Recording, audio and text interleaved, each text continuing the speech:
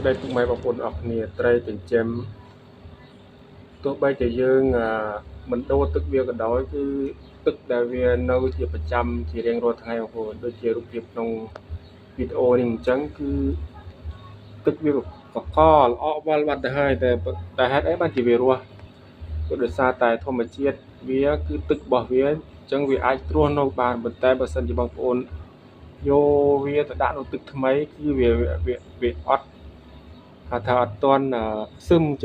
ជាមួយនឹងទឹកហ្នឹងវាអាចធ្វើឲ្យវានឹងស្លាប់បានអញ្ចឹងអ្នកចិញ្ចឹមត្រីប្រហែលជាដឹងហើយប៉ុន្តែនេះគឺជាត្រីកន្លែងចិញ្ចឹមត្រីមួយកន្លែងនៅនុករយផ្ទះរបស់ខ្ញុំថតបងប្អូនមើលគឺសិតតែកក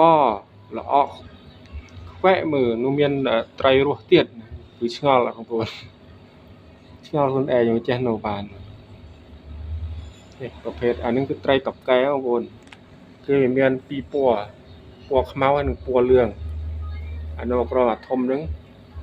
តែអានេះប្រភេទត្រីពណ៌ដូចត្រីក្រាញ់អញ្ចឹងបងប្អូនតែវាពណ៌សពណ៌លឿងពណ៌ខ្មៅអីចឹងទៅបងមើលចុះនោះមាន3ពណ៌ទឹកដល់ករមុំថាយើងភាសាយើងនោះមិនសឹងតែមិនហ៊ានលូកដៃដោយសារទឹកវាកពេក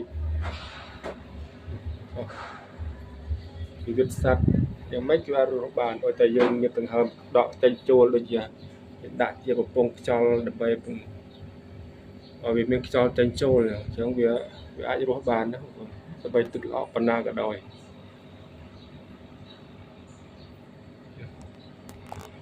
គឺអ្នកចិញ្ចឹមត្រីគឺនៅ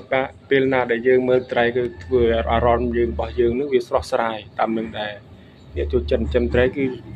ចិញ្ចឹមលក្ខណៈដូចល្អមើលអញ្ចឹងបងប្អូនពេលណាដែលយើងមើលហើយយើងពិចារណា